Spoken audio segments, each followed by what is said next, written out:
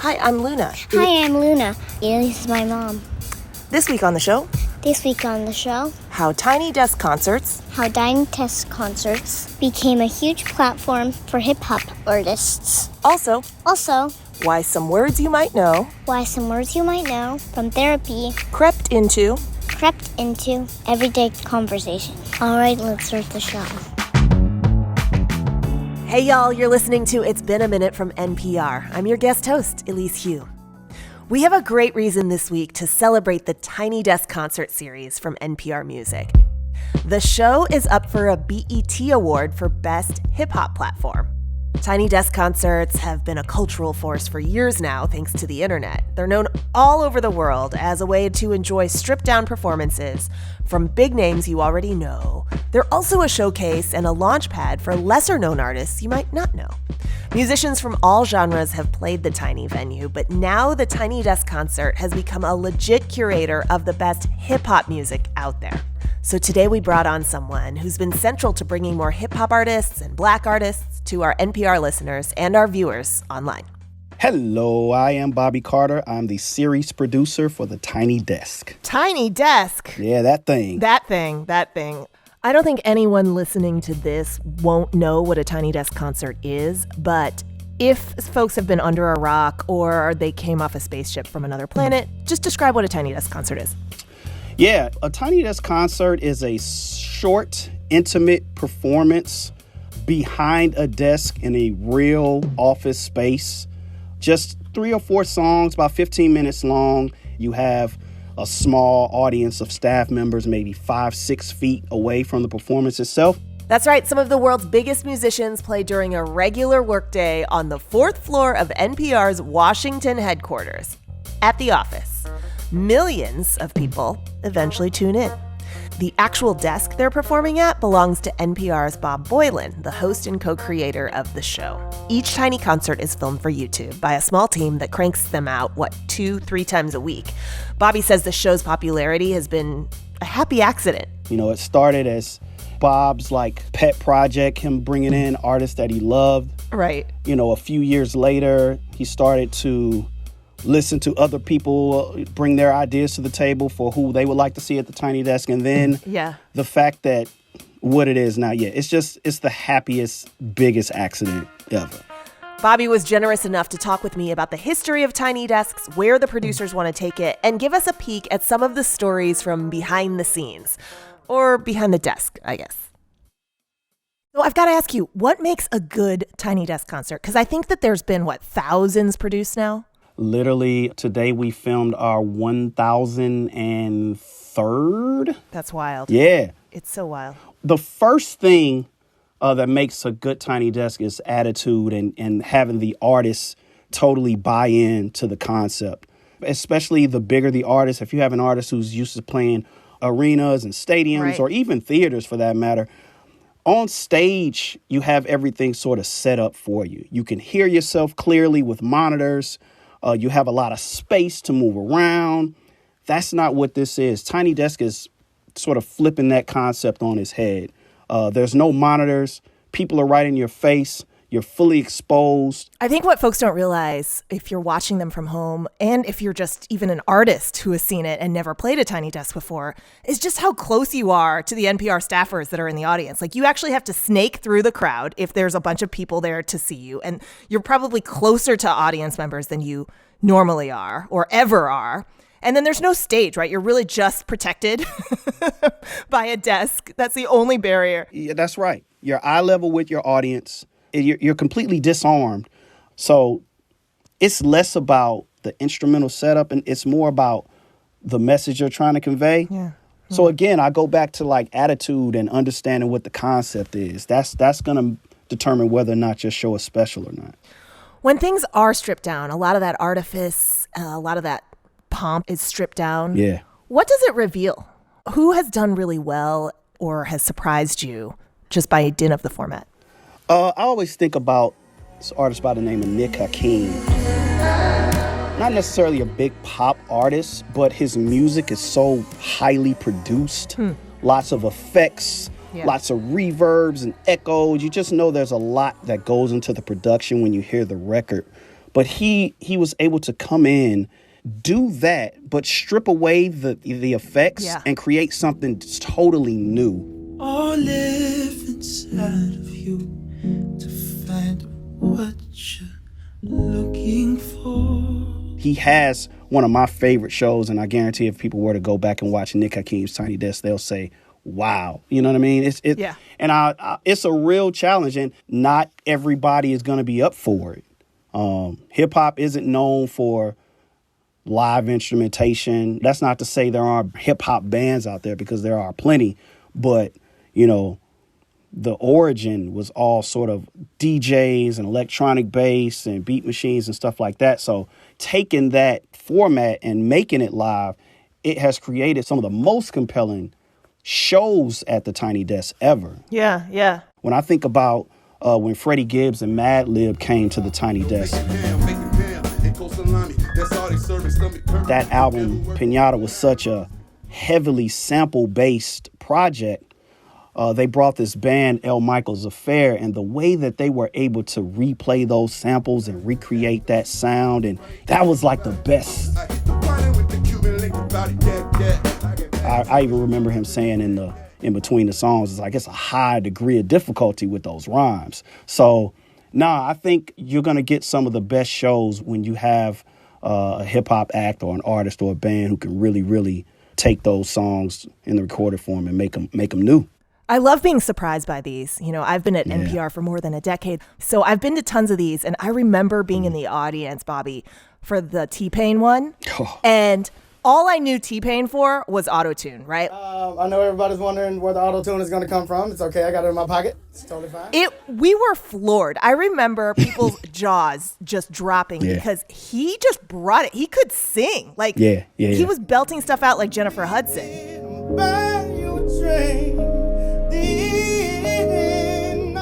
It was amazing. Did you produce that? Were you involved? Take us back to it. I didn't produce that. I was there. I was able to see it. And that's, I mean, if you boil down and narrow down all of our shows, I want to say T-Pain is our most important show in terms of like the shift. And it was our first viral moment. And to watch him sit there with just that voice. It was wild. And a keyboard player stripped down. It was a big reveal for thousands and millions of people. I have goosebumps on my arms right now just thinking about it, because it takes me right back to being there and the energy of that room and all of us just being stunned. Yeah, he was nervous, but he totally bought in. Yeah, it was a special. Shout out to T-Pain. We owe you, bro. You were a watershed moment for us, and one of my favorite Tiny Desks to see live. Yeah. And then did that really put Tiny Desk on the map with hip hop artists that hadn't been really drawn to the Tiny Desk before? Yeah, I think T-Pain definitely helped. But after that was 2014. It was a gradual thing. We kept chipping away. There were other people on the team who just eat, sleep, and breathe hip hop who wanted to bring more to the format. So I remember when Gucci Mane came. I'm starting out my day with a bottle of perk.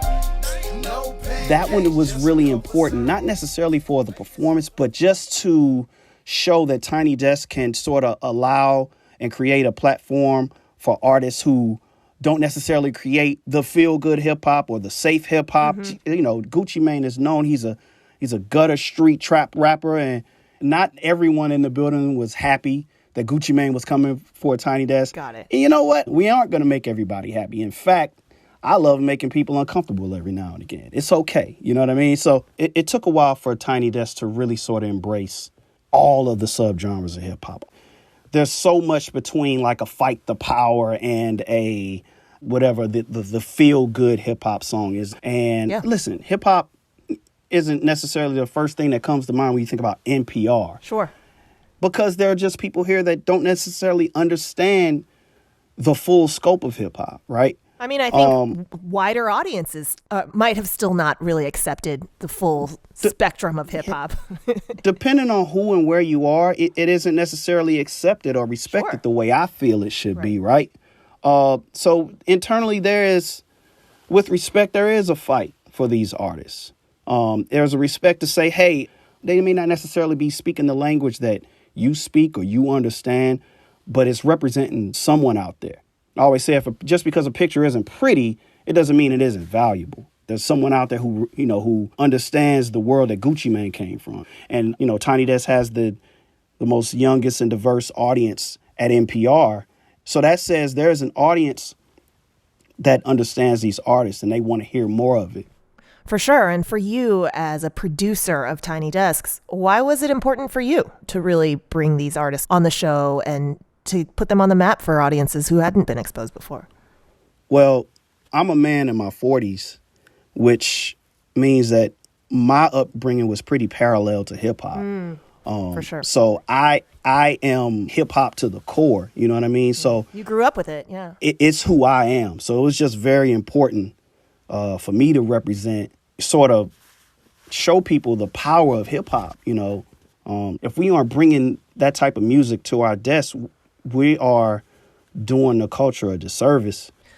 Well, now, Bobby, after your uphill struggle internally a bit, NPR's Tiny Desk is now considered a real tastemaker for hip hop in a way that it wasn't before. Yeah. And there's a BET Awards nomination. Congratulations. Isn't that hilarious? It sounds funny to you. Every time I hear that, it just tickles me. But does it feel like at this point that you have kind of won that struggle to get hip hop taken seriously by audiences that maybe previously didn't? I don't know, because when people think, like, again, NPR is not the first, second, third, fourth, or fifth thing that comes to mind, right? I think it's when it comes to hip hop. Yeah, NPR isn't necessarily your source for hip hop, but this nomination from BET is lets us know that, hey, we think Tiny Desk is authentic. So the nomination for me is just like really encouragement to continue to bring more hip hop to the table. You talked a little bit about this, but let me just ask the question. What do you think Tiny Desk is for? What do you think the purpose of it is? An escape, really. We all deal with a lot, especially after the 2 years where we were inside putting on these Tiny Desk home concerts. I spend a lot of time in our YouTube comments, and I hear a lot of and see a lot of, I survived on Tiny Desk concerts. You guys don't know how much I've leaned on these shows. Because you got to think about it. Those 2 years, for a lot of people, we were the concerts that they would normally attend. So it's an escape from this everyday struggle, to quote Notorious Big. Like, it's a struggle for a lot of us to just maintain. Yeah, it's healing. Yeah, I think so. All right, I don't want to make you choose between your kids, but do you have a favorite performance? Woo.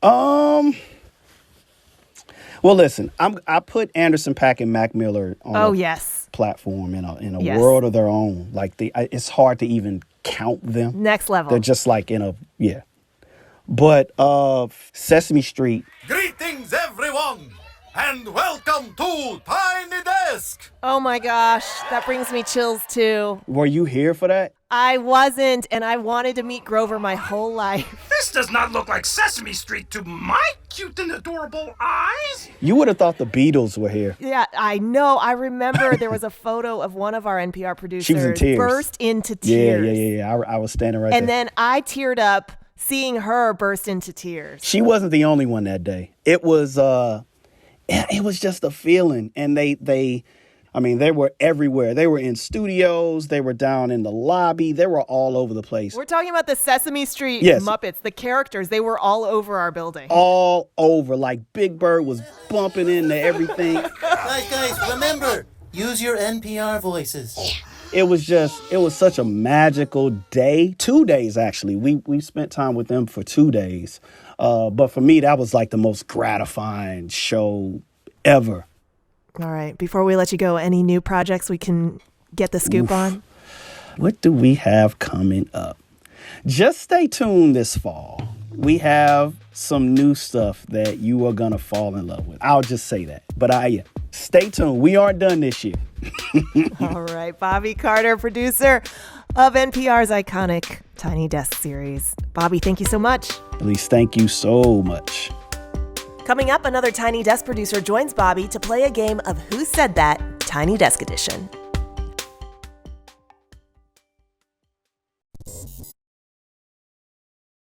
Hey, y'all, you're listening to It's Been a Minute from NPR. I'm Elise Hu, and I'm here with two of my colleagues from NPR's Tiny Desk Concerts. Can y'all introduce yourselves? Hey, how's it going, everybody? I'm Josh Bryant. I'm an assistant video producer for Tiny Desk. Relatively new, but hey, we're here. I am Bobby Carter, series producer for the Tiny Desk, and I'm not that new. In fact, I'm old. Bobby and I were making references to Rump Shaker. That's how old we are. That's right. Oh, and it's back. Have you ever recorded one of these so bad that it didn't even make the cut? No, there's never been that bad. This might be the first one. Let's make some history. All right, we are doing the ultimate crossover episode because we're playing a Tiny Desk edition of a game we call Who Said That? Here's how it works. I'll read a quote from a Tiny Desk performance, and you two, whoever can guess it, you guess who the artist is. First one to yell out the right answer gets the point. As usual, there are no buzzers and no prizes, just bragging rights. All right. Are there negative points? Because I have a feeling I might get in that category here. Oh, come on. I want to hear more confidence out of you, Josh. You'll see it. Maybe when we keep going. I might have to work my way up to that, but... Just to be clear, these are two guys who produce Tiny Desk Concerts, and I'm going to be reading quotes from Tiny Desk Concerts. So this could not be easier for y'all. Sounds easy. I know. That's what I'm saying. I'm setting it up. Okay. Y'all ready? You feeling ready? I'm feeling ready. Let's do it. Okay. Here's the first quote. Here we are. I got the final song for your ass at this tiny, tiny little ass desk. This desk is so damn small, my thigh barely fit underneath it. You want to take that one, Josh? This is a competition. You're not handing it to us. Lizzo! Yeah. So here we are. I got the final song for your ass at this tiny, tiny little ass desk. Bobby, you guessed it, right? You yelled it? Absolutely. How could I forget that one? Can I get one more hallelujah? Can I get a yah-yah-ee?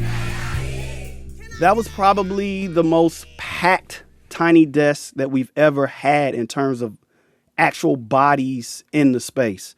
It was so packed, I will now admit that I did not even see the performance live. I was stuck behind Josh Rogerson, our engineer, his locker on the other side of the desk. So I only heard that show. That's crazy. You're so self-sacrificing.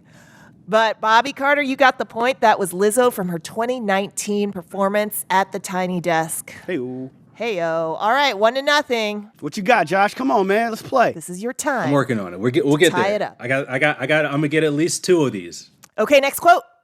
Ladies and gentlemen, I want to thank Tiny Desk for forecasting so many different talents from around the world. We need spaces like this because the world is just shrinking. They want us to believe that we cannot lean on one another. We can. We surely can. I want to guess, but I don't think I'm right. I don't think I'm right either. That's not Taylor Swift, is it? Nope. Okay, that's the guess I had. Keep going. One of the problems is I don't sound like the artists actually saying them. You did Lizzo really well. Did I? Yes. That was a convincing Lizzo. No, I'm stumped. Yeah, I'm drawing a blank. All right, hint. This was a fairly recent concert. Like this year. Oh, okay, this is bad because I was here. Josh can't be like, oh, this sounds like it was way before my time. No, this was 2022. Oh, wait a minute. Was it Usher? Nope. Man. Okay, I'm calling time. That was Angelique Kidjo. Oh, my God. Oh, that's bad. That was like 3 weeks ago. In my defense, though, I was out of town for that shoot. Doesn't excuse me from watching the video. Angelique gave the 1,000th Tiny Desk concert That's right. just this past month. And she talked about how she watched the Tiny Desk concert of Sampa the Great, and that led to her asking the younger artist to perform on her album. And then they performed the song together. It is my immense privilege and honor to invite with me today Sampa the Great. Okay, neither of you got it. Bobby, you're still up. You could tie this with the third clue. This is best of 3, so this one is a music clue. We're going to play a clip, and you have to guess either who the artist is or what the song is called. Okay. Oh. Ooh. Anderson .Paak. Oh, that's Anderson .Paak. Bobby again. I definitely answered, though. But you were a beat too late, my friend. It's all good. Anderson .Paak, he and his band, the Free Nationals, they played the Tiny Desk, in 2016? Yeah, classic. Now I want to say our number 2. I think recently he just gave up the crown. But yes, one of our biggest, most popular Tiny Desks of all time. That was a great day. They didn't know what to expect. We didn't know what to expect. And 92 million views later, here we are. 92 million views later, second highest number of YouTube streams of any Tiny Desk concert. Who did he give up the crown to? Mac Miller. Mac Miller, yeah. I mean, if you're going to give that up, like that's the one where it's definitely okay for it. That was the opening of Put Me Through, right? The song Put Me Through? That is Put Me Through. Both my hands are tied. Afraid of thinking I dug my own grave. You got that point back. I'm going to give you 3. You know what? There's no buzzers or prizes, so might as well give you an extra point for knowing not only the artist, but also the song. I like this game, Elise. I really do. Bobby Carter, you are the winner of Who Said That. Bobby Carter and Josh Bryant both are producers of NPR's amazing Tiny Desk concert series. Thank y'all so much. Thank you. Thank you for having us. Coming up, it seems like everyone's talking like a therapist these days. How does it help or harm us in thinking about mental health? I talk about it with author and journalist P.E. Moskowitz.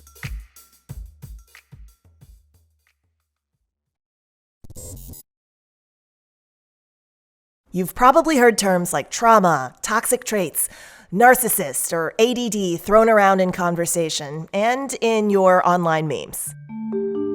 Remember all the hubbub around the slap? I physically felt ill, and I'm still a little traumatized by it. Me too. Or when everyone was diagnosing President Trump? Trump is a narcissist, but we have to stop treating that like it's an unfortunate personality tick and start treating it like what it is, a serious and dangerous mental illness. You just heard Wanda Sykes and Bill Maher, just 2 examples of how therapy speak or diagnostic language has gone mainstream. And we're using it more and more to describe ourselves and our states of being. People seem very keen to place every single thing they're feeling within a kind of category, but it seems like we might be over-categorizing a little bit. That's P.E. Moskowitz, a journalist, author, and writer of a newsletter called Mental Hellth, spelled Hellth. I talked with them about why therapy speak is so common in everyday conversation now, how it helps, and how it can keep us from having a more collective understanding of mental health, too. We use words like hold space, or trauma, or toxicity, or this is toxic, or, we call people narcissists. These are actually all part of a set of terms and a kind of vernacular that is usually used by psychologists and psychiatrists. Is that right?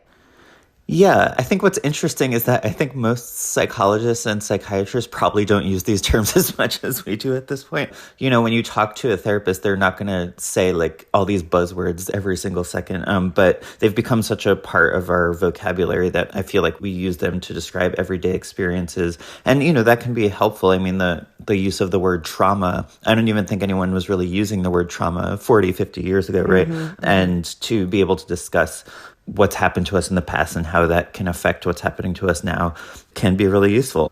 But I think what happens is when we use these terms, what we also do is kind of give ourselves this authority that we maybe don't have to describe these experiences or categorize them in a way that might not be so helpful, and that is very different than, a professional who has studied for 12 or 16 years on these topics. And I think when we tend to use these terms, we end up obfuscating the more specific uses of them and end up kind of ruining the power of them. When did you first start noticing these terms in the culture?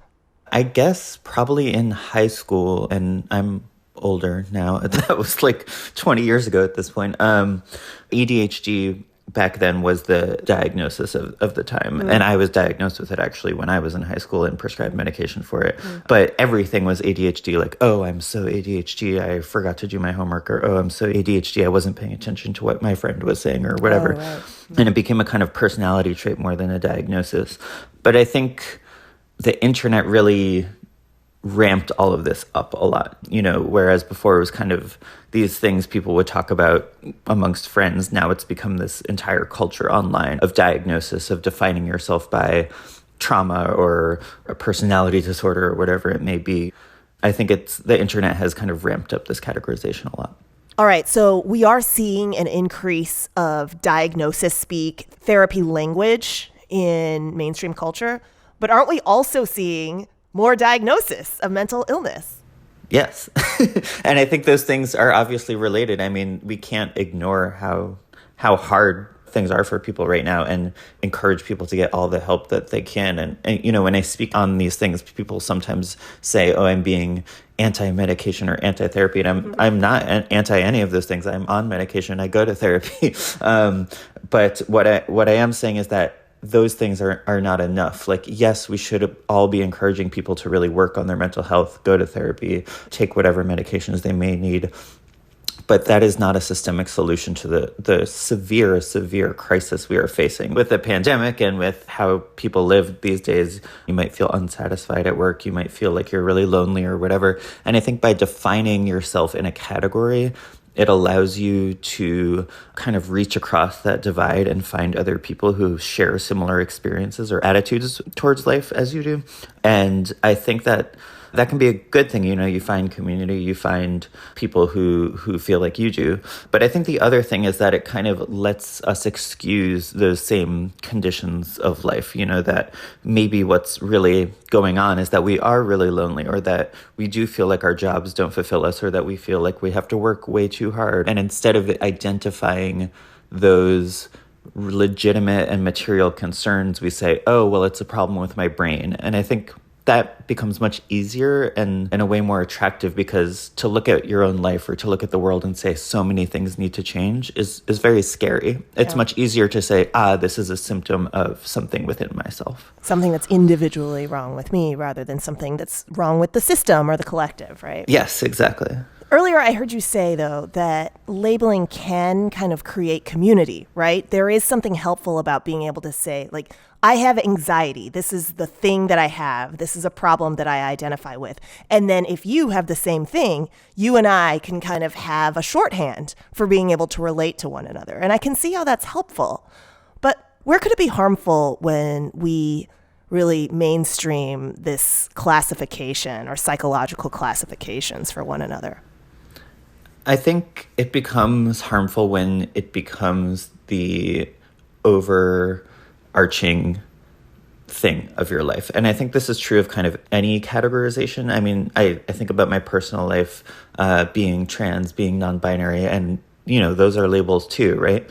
Using those labels, I can find community. I can find people online and offline that I relate to. But, it's one thing to say you have ADHD or you have anxiety or whatever and find community through that. I think that's great. I think when it becomes harmful is when it allows you to ignore the nuance of your own life and the nuance of your own personality and the nuance of what your actual problems are in life in favor of using this label as a tool to paper over everything. Yeah, there's more to life and there's more to us, right? I love what you said in your newsletter about how queer people and people of color aren't inherently more likely to be anxious or depressed, because it's not necessarily a problem of our brains, right? To be depressed in modern life. It's really about society. We all live under capitalism. We all live under white supremacy, and that's hard. Exactly. And I think that's one of the most confounding aspects of this kind of diagnosis culture, is that a lot of the people who are doing it are queer people, are people who are interested in social justice. And they say, if you say that this kind of diagnosis culture is illegitimate, then you're illegitimizing my identity. But as you said, if you believe that, then you believe that, people of color's brains are inherently more anxious than white people's brains, or that trans people's brains are more inherently schizophrenic than cis people's brains. And it's like, obviously the world, racism, transphobia is affecting how we're functioning and affecting our daily lives. To call it something inherent to the brain erases the things we're supposed to be battling against, the transphobia, the racism, and everything else. And really the things that we could be battling against together, right? So it sounds like what you're saying is that the biggest problem that we're facing when we use therapy speak too much is that it takes the focus off the collective and focuses too much on us, right, as individuals. Exactly. I think that we're so hyper-focused on the individual. And, there's this kind of duality of, as I was saying, it does allow people to find community, but it is a community of individualism where everything is about one's own behavior, one's own diagnosis, one's own categorization. And that's why, I've found it much more useful in life to build community around what one does as opposed to the identity they have. What would you like to see? How should we talk about mental health in a maybe more affirmative way? I think that I would like to see people being honest about what is affecting them. I think we're very scared to say how hard our lives are right now, and that feels very vulnerable, to say the pandemic has made me severely depressed, or to say I can't concentrate at work anymore because I feel broken down by this system is a very hard thing to say to someone. It's very hard to find a community even where you feel like you can say those things. It sounds like you're actually calling for specificity, right? Like in describing my bad day, I should actually talk about why I feel badly about my day rather than just simply saying I'm depressed. Right. And I think when we lose that specificity, you can't necessarily address the problems that are causing your mental health crisis or your whatever it may be if you're not being specific about it. So I think when we start putting everything into categories, those categories, again, can be helpful, but we also need to be specific. We also need to be honest about the reasons that we're feeling this way. And I wish we were building more of those communities. I wish we were building more of those friendships and relationships where people could say things like that. And I think that would enable people to get beyond the, oh, my brain is different than everyone else's brain kind of thinking into more of a collective understanding of our mental health. P.E., thank you so much. Thank you. Thanks again to journalist and author P.E. Moskowitz. Their newsletter is called Mental Hellth, spelled Hellth, and their upcoming book is called Rabbit Hole.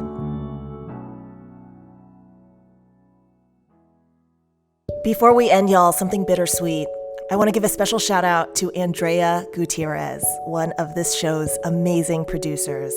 You may have heard Andrea co-hosting with me for a couple of episodes this month, and now she's spreading her wings and moving on to another awesome NPR production, the TED Radio Hour.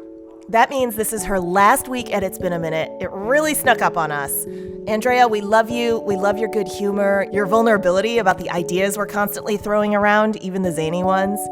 You're such a generous colleague, a true joy to have gotten to know and to be able to count as a friend.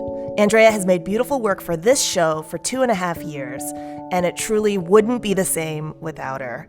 And so I'm going to let the rest of the team jump on to say more. Andrea, from the first few months that I was here as an intern, you've been an amazing colleague, and I've learned so much from you as a producer. Thank you for everything.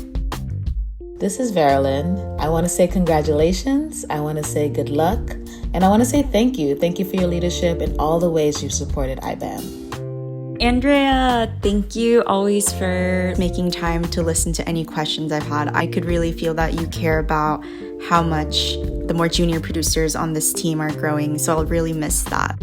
Hey, Andrea, you are sharp as heck, and you've got a very clear vision for yourself, and I cannot wait for you to achieve it. Hi, Andrea, it's Brittany. Congratulations on your new job. I'm so happy for you. Of course, I'm disappointed that we're not going to be able to work together, but I'm really excited for your next steps.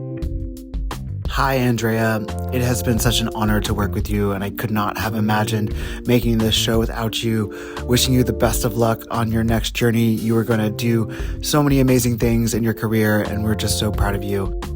Andrea, this is Kitty, and I wish we'd been able to work together more. IBAM has been lucky to have you, and TED Radio Hour even luckier to get you. I wish you all the best. Congratulations on this next journey for you. I know you're about to kill it over at TED.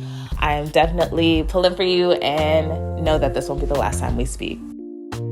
One of the best things about Andrea is how expansive she is as a person. But Andrea, I know you're going to do fantastic, and this is just such a great opportunity. Good luck, and yeah, we'll miss you. This episode was produced by Barton Girdwood, Andrea Gutierrez, Liam McBain, Jessica Mendoza, Janet Ujong Lee, and Jamila Huxtable. It was edited by Kitty Isley and Jessica Plachek. Our executive producer is Verilyn Williams, our VP of Programming is Yolanda Sanguini, and our big boss is NPR's Senior VP of Programming, Anya Grundman. Thanks for listening, y'all. I'm Elise Hu. Take care.